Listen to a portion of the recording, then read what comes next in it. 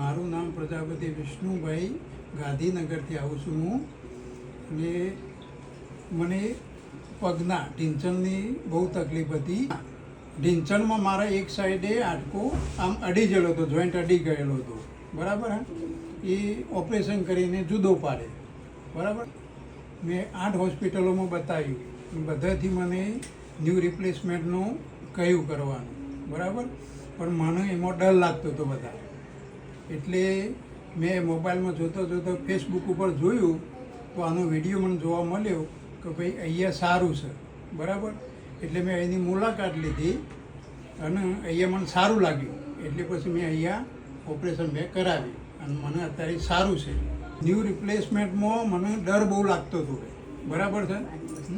અને એની અંદર બહારની વસ્તુ આવે છે બધી, એટલે ઇન્ફેક્શન લાગવાનો ડર લાગતો હતો વધારે. અને આની અંદર બહારની કોઈ વસ્તુ આવતી નથી, એટલે આ નેચરલી કહેવાય.